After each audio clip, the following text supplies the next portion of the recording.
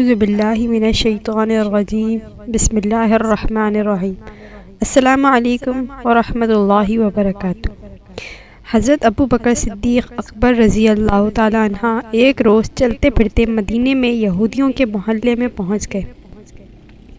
وہاں ایک بڑی تعداد میں یہودی جمع تھا۔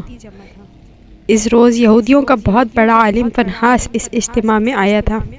صدیق اکبر رضی اللہ تعالیٰ عنہ نے فنحاس سے کہا، اے فنحاس، اللہ سے ڈر اور اسلام قبول کر لے۔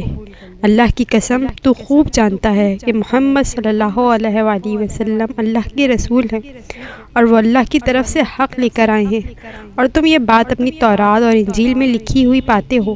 اس پر فنحاس کہنے لگا، وہ اللہ جو فقیر ہے بندوں سے قرض مانگتا ہے اور ہم تو غنی ہیں۔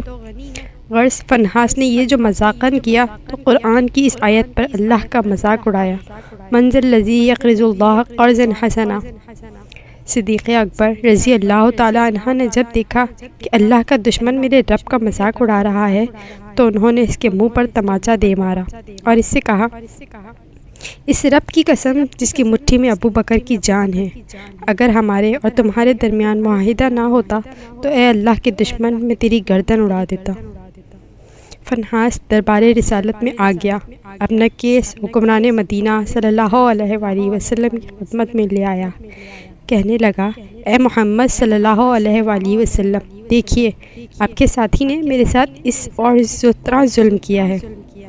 اللہ کے رسول صلی اللہ علیہ وآلہ وسلم نے صدیق اکبر رضی اللہ تعالیٰ عنہ سے پوچھا، آپ نے کس وجہ سے اس کے تھپڑ مارا؟ تو صدیق اکبر رضی اللہ تعالیٰ عنہ نے عرض کی، اے اللہ کے رسول صلی اللہ علیہ وآلہ وسلم، اللہ کے اس دشمن نے بڑا بھاری کلمہ بولا ہے۔ اس نے کہا، اللہ فقیر ہے اور ہم لوگ غنی ہیں، اور اس نے یہ کہا اور مجھے اپنے اللہ کے لیے غصہ آ گیا، چنانچہ میں نے اس کے منہ پیٹ ڈالا۔ یہ سنتے ہی فنحاس نے انکار کر دیا اور کہا، میں نے ایسی کوئی بات نہیں کہی۔ اب صدیق اکبر رضی اللہ تعالیٰ عنہ کی گواہی دینے والا کوئی موجود نہ تھا۔ یہودی مکر گیا تھا اور باقی سب یہودی بھی اس کی پشت پر تھے۔ یہ بڑا پریشانی کا سما تھا، مگر اللہ نے اپنے نبی کے ساتھی کی عزت و صداقت کا عرش سے اعلان کرتے ہوئے یوں شہادت دی، لقد سمع اللہ قول الذین قالوا ان اللہ فقیر ونحن اغنیاء۔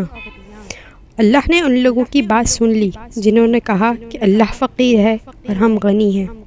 صدیق اکبر رضی اللہ تعالیٰ عنہ نے اپنے رب کی گستاخی پر رب کے دشمن کے تماچا مارا، اور جب صدیق کی صداقت پہ حرف آنے لگا تو رب تعالیٰ نے صدیق کی صداقت کا اعلان عرش سے کر دیا۔ سبحان اللہ۔